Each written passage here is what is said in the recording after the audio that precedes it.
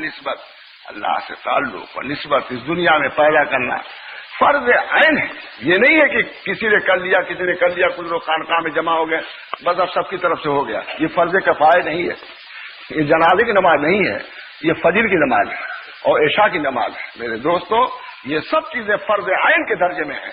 یہ نہیں کہ چند لوگوں نے کر دیا, جمع ہو گئے خانقاہ میں, کوئی مدرسے میں, کوئی یہاں ہوا بس ادا ہو گیا. میرے دوستو, یہ تو فرض ہے.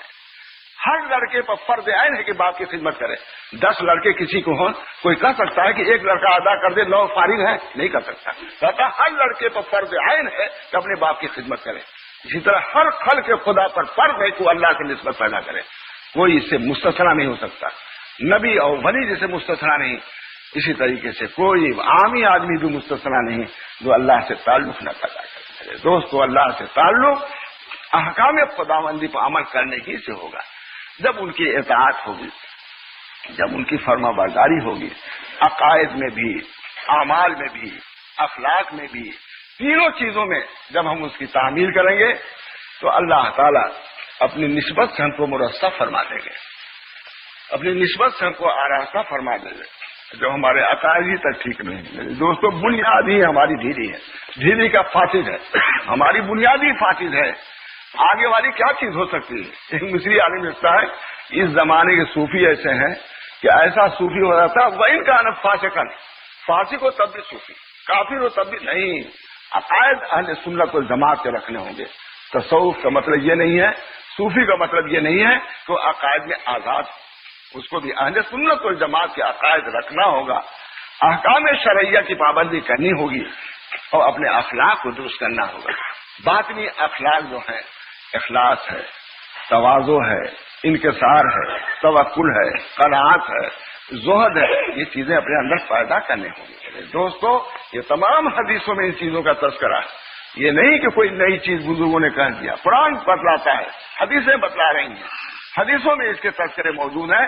تمام حدیثوں میں ان سب چیزوں کی اچھائیاں, جو اخلاق حسنہ ہے ان کی اچھائیاں بیان کی گئی ہیں, برے اعمال کی برائیاں بیان کی گئی ہیں. تو میرے دوستو بزرگوں, قرآن اللہ نے دیا ہے. اس قرآن میں اللہ نے عقائد بھی بیان فرمایا, اس قرآن میں اللہ تعالیٰ نے احکام بھی بیان فرمایا, اس قرآن میں اللہ تعالیٰ نے اخلاق بھی بیان فرمایا ہے. نبی اکرم صلی اللہ علیہ وسلم کو فرمایا انک لعلی خلق عظیم. خلق عظیم پر معلوم ہوا کہ خلق عظیم پر رہنا یہ تعریف کی بات ہے. تب تو حضور صلی اللہ علیہ وسلم فرمایا انک لعلی خلق عظیم. آپ مجنون نہیں ہیں, آپ کو جنون نہیں ہے. یہ مجنون پاگل کہہ رہے ہیں کہ آپ کو جنون ہے. آپ کو کہاں جنون ہے؟ مجنون آدمی اتنے حسن خلق پر رہ سکتا ہے؟ مجنون آدمی تو اینٹا ڈھیلا مارتا ہے, ادھر ادھر کی بکواس کرتا ہے. اور جو شخص اتنا اخلاقی توازن رکھتا ہو اور اخلاق کے اعتبار سے اتنا اعتدال رکھتا ہو وہ مجنون ہو سکتا ہے. معلوم ہوا کہ جو اخلاق کے اندر اعتدال رکھتا ہے اور توازن رکھتا ہے صحیح معنوں میں عقل مند وہی ہے. اور جو اخلاقی اعتبار سے اس کے اخلاق میں توازن نہیں, اعتدال نہیں, اس سے بڑھ کے بے عقل اور مجنون کوئی ہو نہیں سکتا.